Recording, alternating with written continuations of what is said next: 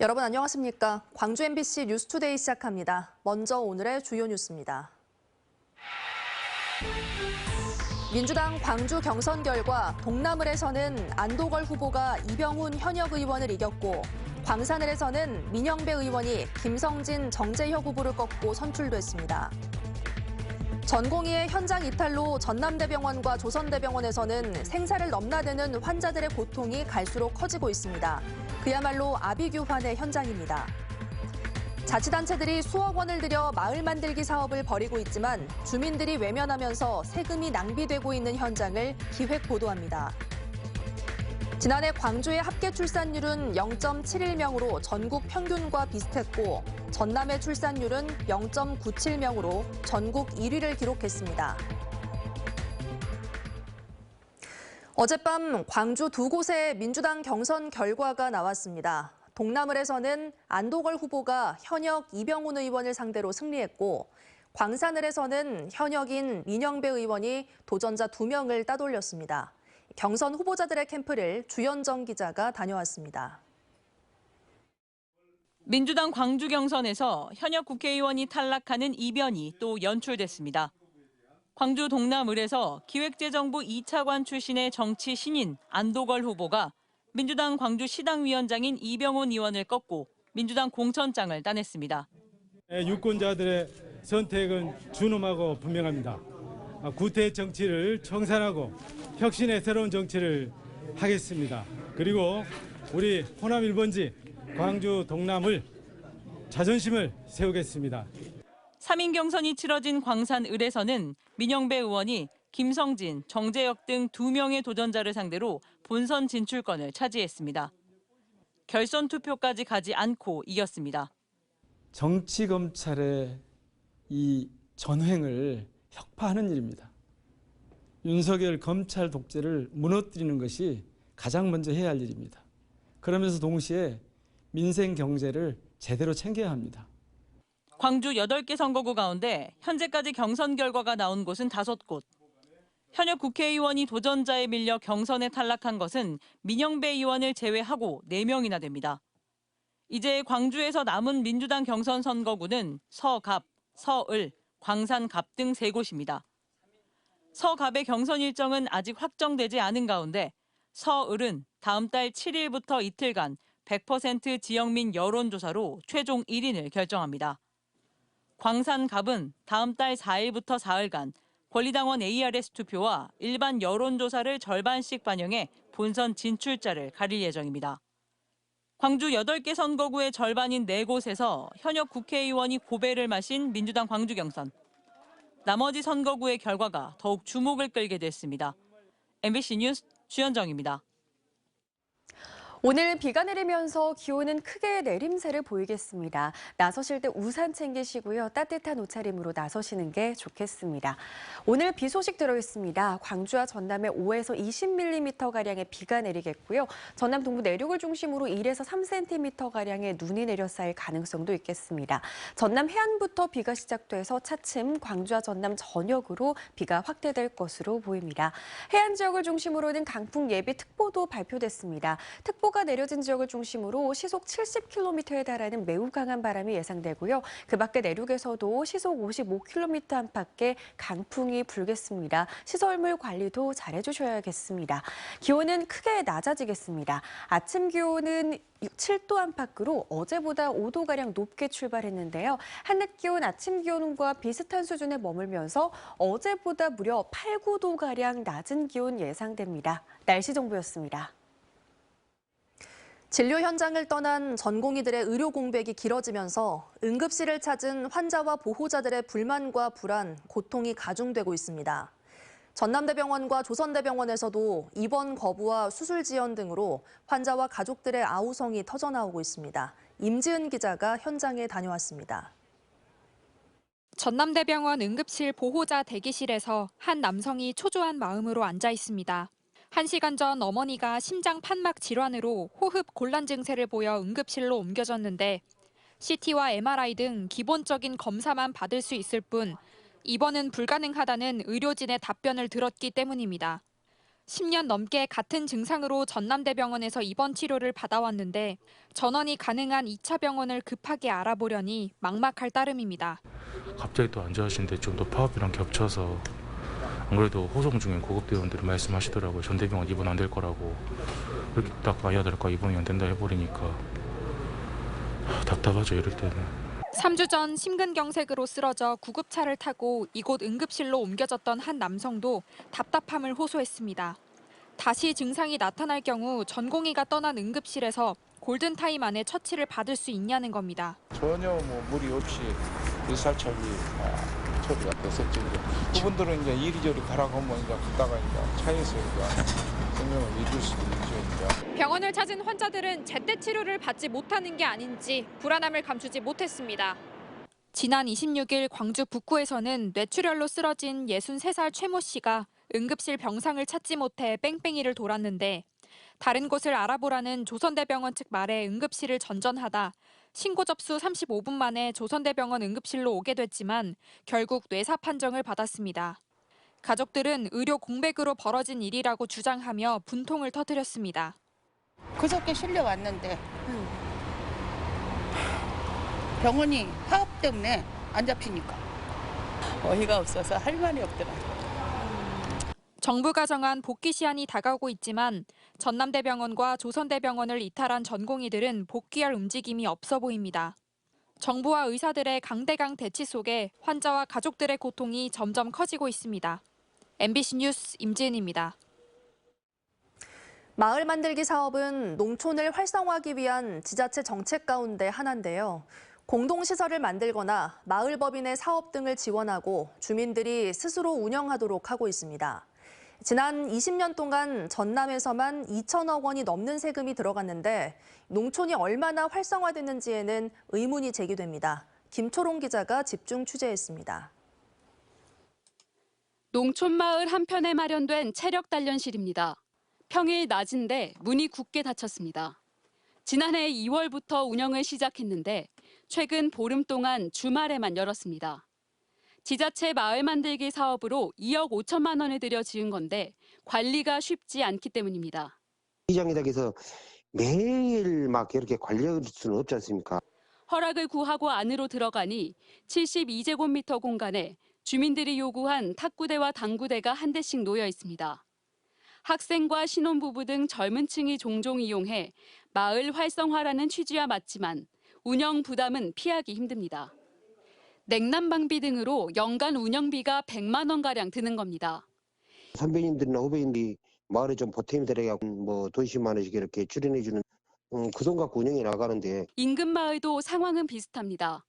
시를 내어 옷감을 짜는 마을의 길쌈 문화를 계승하고 이를 홍보하기 위한 건물이 잠겨 있습니다. 지난 2022년 마을 만들기 사업을 통해 2층을 증축한 곳입니다. 이곳은 건물 2층입니다. 교육 공간으로 만들어진 곳인데요. 이곳을 짓는 데만 2억 5천만 원 가까이 들었습니다.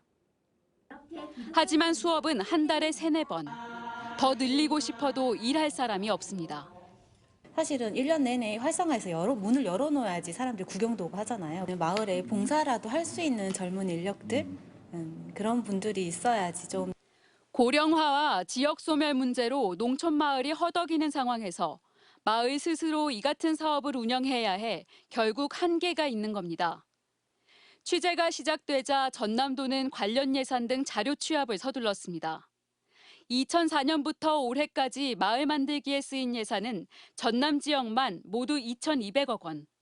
각 마을의 사업 내용이나 처한 상황이 크게 다르지 않아 전국적인 사업 점검이 필요한 시점입니다. MBC 뉴스 김초롱입니다. 광주시가 정부에 도로 파임 긴급 보수를 위한 특별교부세 90억 원 지원을 요청했습니다. 강기정 시장은 지난 27일 청와대 영빈관에서 윤석열 대통령 주재로 열린 중앙지방협력회의에 참석해 지역의 잦은 폭설과 강우로 도로 파임 피해가 급증하고 있지만 인력과 예산이 부족해 시민 불편은 물론 사고 위험이 큰 상황이라고 보고했습니다.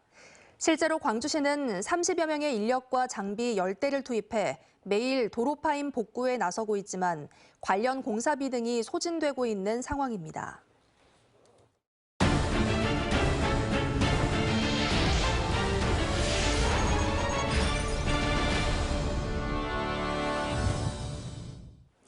정부의 교육발전 특구 시범 지역에 광주를 비롯해 전남 7개 시군이 선정됐습니다. 교육부가 교육규제 완화로 비수도권 유출을 막기 위해 추진하는 사업인데 지역의 공교육을 강화하고 양질의 일자리를 만드는 게 핵심 내용입니다. 박종호 기자가 취재했습니다. 목포의 한 초등학교. 올해 신입생이 단 한 명도 없습니다. 전남 466개 초등학교 가운데 목포와 순천 등 20여 개 학교에 신입생이 0명, 다른 5개 학교는 통폐합이 논의되고 있습니다. 저출산과 고령화 등으로 전남의 인구는 꾸준히 감소하고 있습니다. 정부가 교육발전 특구 시범지역으로 전남 7개 시군을 대거 선정한 이유입니다. 교육발전 특구 사업은 지자체와 교육청, 대학과 산업체 등이 손잡고 지역 교육 혁신과 인재 양성, 정주 여건을 종합적으로 지원하기 위한 사업입니다. 지역의 공교육 강화에 초점을 뒀습니다. 초중고등학교의 연계 교육을 통해서 외국어 교육, 또 특기 적성 교육, IB 프로그램, 독서 인문 교육 이런 것들을 좀 더 특화시켜서 추진하도록 하겠습니다. 전남에서 추진되는 사업은 크게 4가지. 먼저 목포와 무안, 신안 지역에서는 공동 학구제를 운영하고 해상풍력과 관련된 인재를 양성할 계획입니다. 영암과 강진은 국제직업고등학교를 만들고 나주의 경우 에너지 산업과 연계한 교육과정을, 광양은 순천대 글로컬대학의 특성화를 이끌어낼 구상입니다.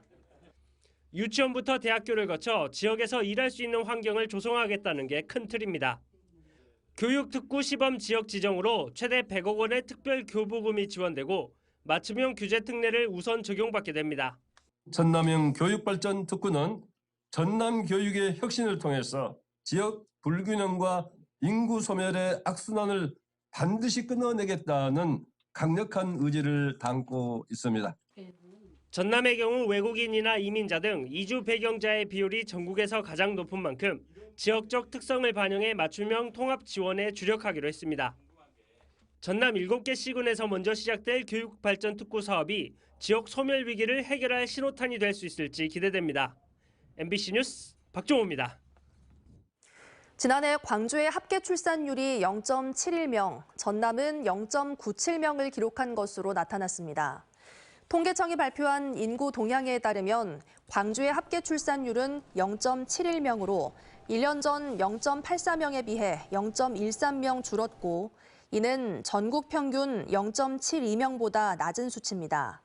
전남의 합계 출산율은 0.97명으로 전국 1위를 기록한 가운데 시군 중에서는 영광이 1.65명으로 전국 1위에 올랐고 강진 1.47명, 해남 1.34명 등으로 조사됐습니다. 40여 년 전 모습으로 복원하고 있는 옛 전남도청 내부 공간이 5.18 당시의 상황을 볼 수 있는 가상 실물 콘텐츠들로 채워집니다. 문화체육관광부 옛 전남도청 복원추진단은 어제 전일빌딩에서 착수 보고회를 열고 도청 별관과 본관, 경찰국 등 6개 건물로 이어지는 전시 콘텐츠를 구상해 5.18 당시를 재현할 수 있는 열린 공간으로 복원하겠다고 밝혔습니다. 추진단은 오는 10월까지 전시 콘텐츠 설계를 모두 마치고 내년 10월 말 완공을 목표로 하고 있습니다. 광주 신세계가 백화점 확장을 위해 종합버스 터미널 일부를 매입하기로 했습니다.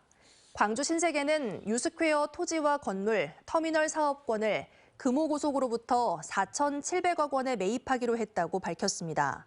하지만 임대해 사용하고 있는 백화점동은 매입에서 제외됐습니다. 광주 신세계와 금호 측은 이 같은 내용의 계약을 다음 달 13일 체결할 예정이고 백화점 확장 사업이 탄력을 받을 전망입니다. 이어서 총선 브리핑입니다. 광주 서구을에 출마하는 녹색정의당 강은미 예비후보가 일본의 후쿠시마 핵오염수 4차 방류가 시작됐는데도 우리 정부는 방사능 수치 검사 결과조차 내놓지 않고 있다며 일본 수산물 수입 전면 금지를 위한 입법 활동은 물론 반대 집회 등에 주력하겠다고 밝혔습니다. 광주 서구갑에서 3선 도전에 나선 송갑석 민주당 예비후보는 호남 인구 소멸 위기를 근본적으로 해결하기 위한 호남 초광역 경제 공동체 프로젝트와 이 핵심 수단인 에너지 고속과 간선도로 건설을 공약으로 내걸었습니다. 조인철 광주 서구갑 민주당 예비후보는 지역의 성장 동력은 양질의 인재 육성에 있다며 지역 미래 산업을 키울 과제를 발굴하고 실천 전략을 직접 추진할 수 있는 시민 전문 정책단을 출범시키겠다고 약속했습니다.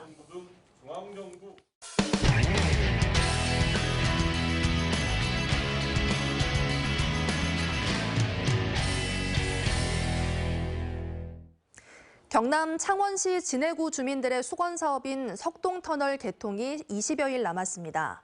하지만 공사 구간에 포함된 공장이 수년 전 보상금을 받아놓고 아직도 공장을 비워주지 않고 있습니다. 공장 주인이 누구인지 찾아봤더니 창원시의원이었습니다. MBC 경남 장영 기자의 보도입니다. 창원시 성산구와 진해구를 잇는 석동터널입니다. 2016년부터 공사비만 1,560억 원이 투입됐고 문화재 발굴 등으로 당초 계획보다 1년 늦은 다음 달 21일 개통 예정입니다. 성산구에서 터널로 향하는 진입차로 바로 옆에 있는 공장입니다. 석동터널 공사 구간에 포함된 공원터입니다. 2019년과 2020년 보상금의 약 98%를 받았지만 아직 공장을 가동하고 있습니다. 지금 물도 나가야 돼요. 나가야 되는데 아직 공장은 지금 계속 이사 가려고 준비는 하고 계시네요. 그죠? 네. 터널이 개통되면 발주처와 시공사, 감리단은 모두 철수해야 하는데 공원 조성공사는 시작도 못하고 있는 겁니다. 어쨌든 아직까지도 안 비워주고 있습니다. 벌써 비웠어야 되는데 그러다 보니까는 저희 쪽에서는 개통을 하니까 시간이 없다 그렇게 얘기를 했더니 그럼 3월 달까지 비워주겠다고 일단 얘기를 했대요. 등기사항 증명서를 발급해보니 공장 주인은 창원시 의원입니다. 해당 창원시 의원은 보상금을 받은 건 맞지만 공장을 이전할 곳이 마땅치 않다고 해명합니다. 17만 원 이게 옮길 데가 없어요. 제가 참 공단에 들어가려고 공단에는 저희 업체가 들어갈 수 있는 그게 아니라 조건이네. 수평 이동을 한다 해도 700만 원 갖고 그걸 못 옵니다. 주민들은 시의원이 공사의 발목을 잡고 있는 것 아니냐며 창원시에 적극적인 처분을 요구하고 있습니다. 어떻게 시의원이라 하시는 분이 이게 100만 창원 시민이 왔다 갔다 해야 될 통로를 지키고 계시는지 그것도 이해하기 힘들고요. 철거해라. 안 그러면 강제 집행해라고까지도 창원시에다가 얘기를 했습니다. 석동터널 보상 업무를 맡고 있는 창원시는 시의원에게 특혜를 준 건 없고 공장을 비워달라는 요청을 했다고 밝혔습니다. 하지만 발주처인 부산국토관리청이 창원시에 요청한 행정 대집행은 요건에 맞지 않는다는 입장이고 명도 소송 역시 부산국토관리청이 하라며 서로 떠넘기고 있습니다. 소유권을 가지고 있는 국토부에 명도 소송을 할 수 있도록 저희들이 공문을 발송하고 빠른 시일 내에 그 이전을 할 수 있도록 그 독려를 하고 있습니다. 석동터널 개통 이후 명도 소송과 공원 조성 공사를 어느 기관이 할지도 결정된 게 없습니다. 이게 공원 조성 공사는 결국 누가 해야 됩니까, 이거는요? 공사도 이제 그 관리청에서 해야 될 사항이죠. 국토관리청에서요. 네. 나중에 공원을 조성한다는 것은 누가 조성을 한다는 얘기인가요? 아마 하게 되면은 창원시에서 하기가 쉽죠. 창원시와 부산국토관리청은 3월 말까지 공장을 비워달라고 거듭 요청했고 해당 시의원은 6월까지 시간을 달라고 말했습니다. MBC 뉴스 장영입니다. 민주노총이 울산시가 건국전쟁 영화 관람에 소속 공무원들을 동원했다고 주장했습니다. 이에 대해 울산시와 울산시 공무원 노조는 민주노총 주장이 사실과 다르고 영화 관람과 참석은 자율적으로 이루어졌다고 반박했습니다. 울산문화방송 정인곤 기자입니다. 이승만 전 대통령의 생애와 업적을 다룬 다큐멘터리 영화 건국전쟁. 다큐멘터리 영화로는 이례적으로 전국 누적 관람객 수 100만 명을 코앞에 두고 있습니다. 민주노총 공무원노조는 기자회견을 열고 울산시가 부서별 단합대회 형식으로 건국전쟁 단체 관람을 추진했다고 주장했습니다. 건국전쟁이 상영되는 시간대에 영화 관람을 계획하고 참여한 직원을 각 부서에서 확인했다는 겁니다. 명단 제출, 관람 인원 제출 등이 이루어졌다고 얘기도 하고 어떤 직원들은 이게 어떤 방식이든 좀 중단되었으면 좋겠다는 의사를 표현하는 직원들도 있었습니다. 하지만 울산시청 공무원들로 이뤄진 울산광역시 공무원 노동조합은 곧바로 반박 기자회견을 열고 영화 관람은 자율적이었다고 설명했습니다. 직원들한테 자율이다. 특정 영화에 지정된 게 아니다. 다양한 영화도 관람할 수 있다는 것을 확실히 입장을 저희들이 받았습니다. 그래서 내부 게시판에 내렸고. 울산시는 직원 단합대회로 건국전쟁 관람을 계획했지만 관람 영화는 이미 선정이 가능하다고 말했습니다. 아미노 실국에서 건국전쟁에 대한 이야기 많이 있었기 때문에 그것만 먼저 우리가 협의를 했죠. 그리고 다른 영화에 대한 요청이나 부서에서도 없었어요. 울산시는 각 부서에서 건국전쟁에 대한 의견이 많아 단체 관람을 준비했고 단체 할인 적용을 위해 인원수를 파악했을 뿐 영화 관람 명단을 따로 파악받은 사실은 전혀 없다고 밝혔습니다. MBC 뉴스 정인곤입니다. 정부가 예산 1,100억여 원을 투입해 차세대 지방세입 정보 시스템을 만들고 지난 13일 개통했습니다. 그런데 시스템 오류로 2주째 민원이 이어지고 있는데요. 정부는 지난주 안정화 조치를 해서 시스템이 정상 가동되고 있다고 했지만 2주가 넘어서도 문제가 곳곳에서 나타나자 시스템 오류 실태 파악에 나섰습니다. 대구문화방송 변예주 기자가 보도합니다. 지난 13일 차세대 지방세입 정보 시스템이 전면 개통됐습니다. 각 시군구마다 따로 관리했던 지방세와 과태료 같은 세외 수입 시스템을 하나로 통합했습니다. 지금까지 들인 예산만 1,100억여 원. 하지만 개통되자마자 시스템 오류로 민원이 빗발쳤습니다. 구청에 와서 내거나 그러면 은행에 직접 와서 내고 그렇게 하니까 많이 불편하죠. 그리고 등록세 내고 납부 확인서도 바로 끊을 수 있었는데 지금은 안 되고. 2주째 들어서도 일부 지자체에서는 시스템 장애가 이어지고 있습니다. 교통과에서는 개편 전과 달리 안전신문고 앱을 통한 불법 주정차 신고 내용이 차세대 시스템과 연계되지 않아 차량 정보와 단속 위치 등을 하나씩 직접 작성하고 있습니다. 고지서가 나가는 시간이 늦어지다 보니 이어질 민원이 걱정입니다. 본인들이 단속됐는지 모르고 계속 주차를 했을 거니까 거기에 대해서도 이제 민원이 많이 들어올 거라고 예상만 됩니다. 지방세 환급을 위해 결제를 올리다 오류가 나 환급일을 미루기도 하고 계좌이체나 가상계좌 입금 같은 온라인 수납도 수시로 중단됩니다. 수납은 지난주에는 조금 많이 안 됐었는데 오늘은 수납은 좀 되긴 하다가 또 아까 오전에 잠깐 또 대구은행 잠깐 안 됐었던 적도 있었고요. 네, 수납도 지금은 왔다 갔다 합니다.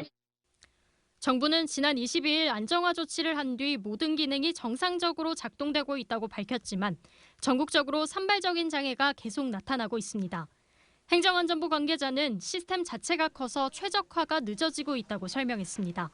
행정안전부는 결국 전국 지자체에 과장급 직원을 보내 오류 현황 파악에 나섰습니다. MBC 뉴스 변예주입니다. 오늘은 비가 내리면서 날이 추워지겠습니다. 나서실 때 우산 챙기시고요. 따뜻한 옷차림으로 나서시기 바랍니다.